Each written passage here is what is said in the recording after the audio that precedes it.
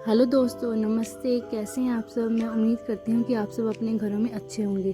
तो आप सभी का आपके अपने चैनल में स्वागत है। तो सुबह सुबह मम्मी दूध निकाल रही थी और मैं पीछे इनको देखने आई और मैंने देखा कि यहाँ पे रूही अपने लेबर पेन में है। शायद रूही आज अपने नन्हे मेहमानों को इस दुनिया में ला पाए। और यहाँ पे मम्मी ने दूध निकाला और मुझे दिया और कहा कि तू घर चल के इसको संभाल और मैं जहाँ का काम देख के आती हूँ। और घर आकर मैंने ये दाल बनाई और फिर मम्मी घर आकर जहाँ पे इस जौ को संवारने लगी। कल मम्मी ठीक नहीं थी तो इसलिए मैंने जौ को कूट दिया था और आज मम्मी इसको संवार रही थी। कल जब मैं जौ को कूट रही थी तो मैं मम्मी से पूछ रही थी कि इसकी तो इतनी वैल्यू भी नहीं है मार्केट में, इसका प्राइस भी कम है, तो आप क्यों इसमें इतनी मेहनत कर रहे हो। तो मम्मी ने मुझे एक बहुत ही अच्छी स्टोरी सुनाई। वो स्टोरी मैं आपके साथ भी शेयर करती हूँ। एक किसान था जिसका नाम राम था। राम अपने घर बार में बहुत ही अच्छा था। वो कड़ी मेहनत करके फसलें उगाता था, लेकिन एक बार पता नहीं कैसे उसके खेतों में सूखा पड़ गया। लेकिन फिर भी उसने हार नहीं मानी। उसने कड़ी मेहनत करके अपने फसलों को सींचा, पानी डाला, मतलब हर तरह की मेहनत की उसने और फिर से अपनी फसलों को उगा दिया। इस तरह उसने कड़ी मेहनत करके उसे मेहनत का फल मिल गया। इसी तरह मम्मी ने मुझे समझाया कि अगर हम हर तरह की मेहनत करके इन फसलों को उगाएंगे तो हमें भी अपनी मेहनत का फल मिलेगा। और तो है ही किसान, और ये सब करना तो हमारा कर्तव्य है। और इसी बात पे मम्मी ने मुझे ये भी बताया कि ये जो जौ की फसल है ये सेम गेहूं की फसल के प्रोसेस से होती है, लेकिन इसे हम अभी खाते नहीं। इसे हमारे जो पहले बड़े बुजुर्ग होते थे वो खा लेते थे, लेकिन हम अभी नहीं खाते। हम गेहूं को खाने लग पड़े हैं।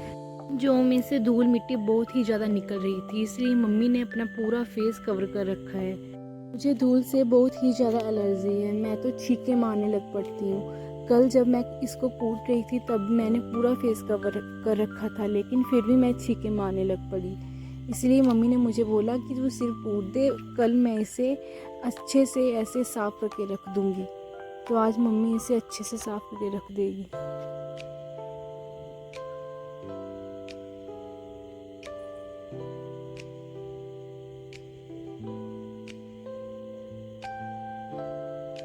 और यहाँ पे जे हमारी लिली है, जे मम्मी का पीछा ही नहीं छोड़ती। जैसे मम्मी की पूछो, मम्मी जहाँ जहाँ जाएगी जे वहीं वहीं पहुँच जाएगी, लेकिन रहती जे मम्मी के साथ साथ ही, ऐसा नहीं कि कहीं और भाग जाए।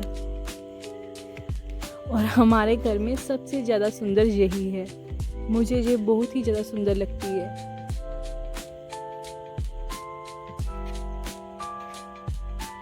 देखो कैसे मम्मी के पास पास बैठी हुई है। मम्मी इसको डांट के भगा भी देती है, लेकिन फिर भी ये मम्मी के पास पास ही रहती है। पता नहीं क्या लगाव है इसका मम्मी के साथ।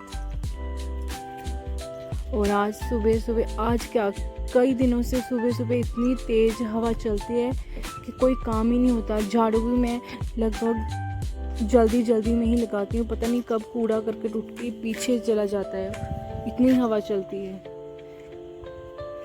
और जहाँ पे मैंने तड़का लगा दिया, जब मम्मी वहाँ पे जौ को अच्छे से साफ़ कर रही थी तब मैंने रोटी बना दी थी और यहाँ पे मैं तड़का लगा रही हूँ। सबसे पहले मैंने तेल डाला और उसमें प्याज डाले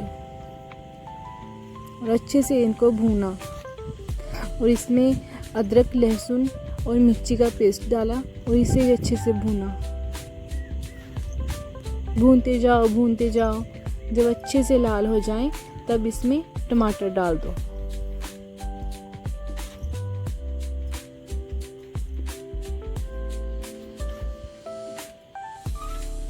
टमाटर को भी अच्छे से पकाओ और फिर इसको दाल में डाल दो।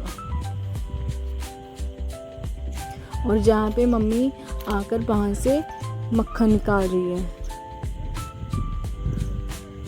जहाँ पे भी सहज इनका पीछा नहीं छोड़ रही।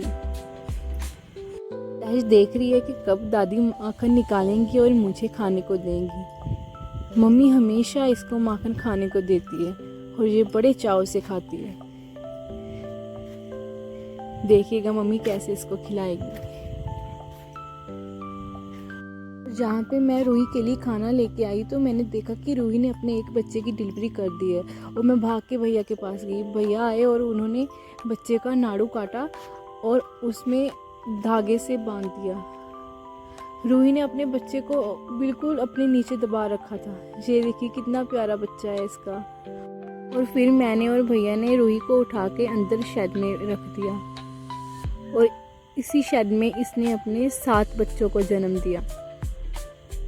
ये देखिए, ये इसने दूसरे बच्चे को डिलीवर किया है अभी। और जब ये तीसरे बच्चे को डिलीवर कर रही थी तो ये बहुत ही ज़्यादा चीख रही थी।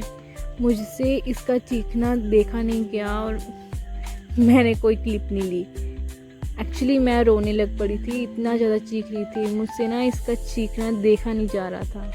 देखिए कितने प्यारे प्यारे इसके बच्चे हैं। और यहाँ पे सहज मम्मी के साथ खेल रही है। ये अपनी दादी के साथ बहुत ही ज़्यादा खुश रहती है।